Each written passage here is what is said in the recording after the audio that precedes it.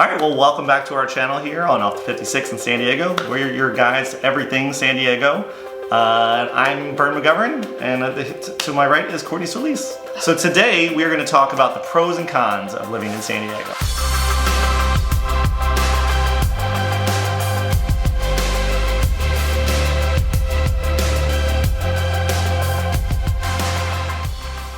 I myself have lived in a few places throughout the country. I lived in Philadelphia for most of my life and Los Angeles for about 10 years. And you're also from the East Coast mainly, well. Yep, and moved to San Diego 6 years ago. So we have a little experience about living in different parts of the country and know what it's like coming from different areas as well. So today we're going to give you our pros and cons of living in San Diego. So we're going to start with our top 5 cons. Con number one. Number one on the list. Of course, Elephant in the room. Cost of living.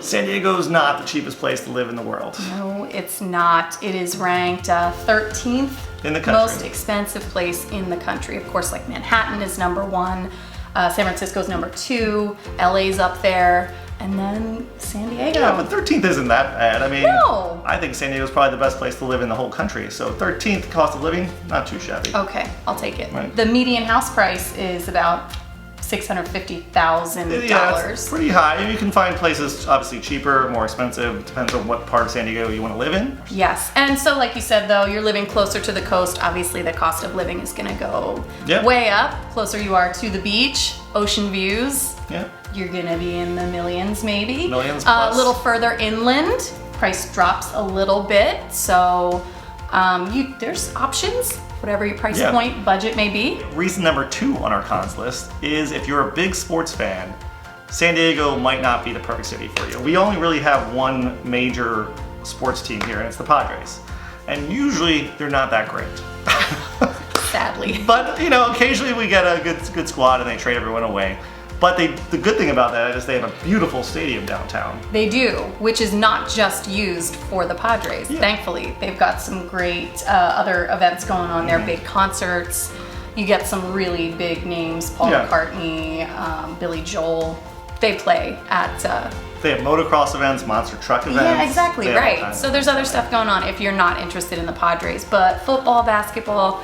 we got nothing. Yeah, we got nothing on that. We had a football team not too long ago, but they left us, sadly. So hopefully we'll get another one back here in the next few years, but it doesn't look super promising at the moment. That's okay. We're Philly fans anyway. That's true. So we got plenty of teams to fill in. Okay, number 3 for the cons, and this is sort of a personal... this might affect some people, maybe not, is the lack of seasons. There's really not a ton of change in our climate or weather here, so you do notice some trees dropping leaves during the fall and winter. There's like a 1-day period where the leaves kind of fall down. Yes, but you don't have winter. Obviously, you don't have any snow. Which is probably a pro for most people. I call it a pro. Yeah, but we can also drive to the winter. Right, so you can get up to the mountains. We have plenty of mountain ranges around here. We can go up to San Bernardino Mountains, you can go up to Mammoth Mountain, all within driving distance. Right, to get your snow fix. But if you are really into having those 4 distinct seasons, you're not going to get it here. It's going to be about 75. If you want to have summer all year round, this is probably the place for you. But if you want seasons, San Diego might not be for you. Yeah. And this brings us to number 4 on our list. So San Diego in general is not the oldest city in America. So it's not going to have a ton of history or culture per se. They have some museums, but it's not a ton to speak of. And most of them are concentrated in Balboa Park for the most part. So there is history, there is culture, but by comparison. Yeah, if you want to compare it to New York, San Francisco, Philadelphia. It's it's young. It's young. So it's still building its history. It's still building its history. So when you go downtown, it doesn't feel super metropolitan like it does when you go to some of those other cities. So if that's something really important to you, then San Diego might not be for you yet. I feel weird saying the word transportation. You don't like that? Like a con is transportation. Number 5 on the cons list is traffic. San Diego is not a super walkable city. San Diego County itself is pretty big, pretty spread out. You've got the Southern California sprawl going on for sure. So 80% of San Diegans own a car, which means more cars, more traffic. I know. Yeah. Which I don't actually think traffic is horrible in San Diego compared to other parts of the country. It's not. It's really not. Like I said, I lived in Los Angeles. Worst traffic I've ever seen in any U.S. city. Right. And But Philadelphia is not much better. no, either. Philadelphia is not much better, and New York, Boston, all of those are much worse. Right. Much worse. So there's going to be traffic during the typical times of day, rush hour.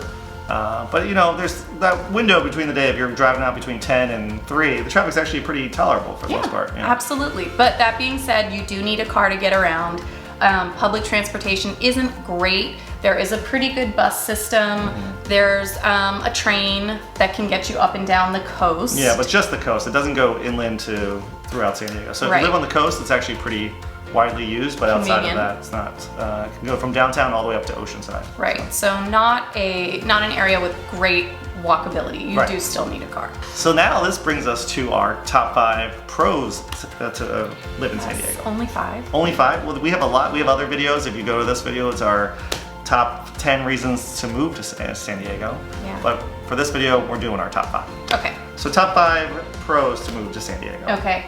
Number 1, it's an obvious one, the weather. Weather here is pretty much good all year round. We probably have about 10 days of rain all year.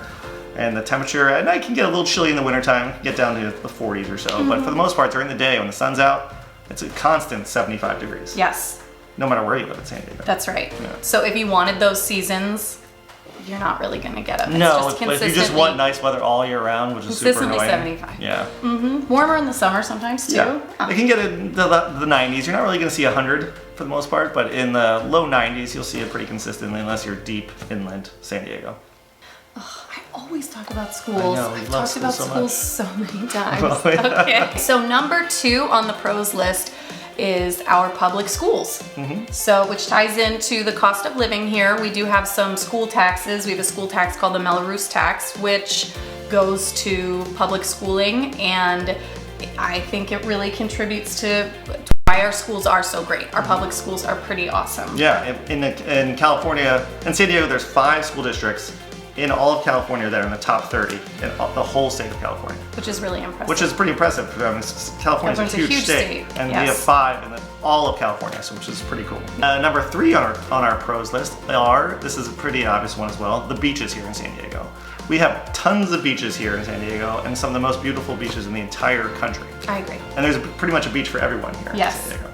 Even dogs. Even dogs, even nude people, and even us. One of my favorite beaches is the Torrey Pines State Park over here. So the reason I love it the most is because the parking is incredibly easy. Yes. Because if there's no parking, it makes me want to venture there less. Yes, I agree. And it's probably the closest one to us as well. Yes. So. What might also be important to some people is the water sports that you can do at the beach. So there's paddle boarding, there's surfing, there's all different types of beaches, like you said. So lots of different types of surfing, bodyboarding, boogie boarding, skimboarding. Yeah, basically any water sport you can imagine. There's There's people out there on jet skis.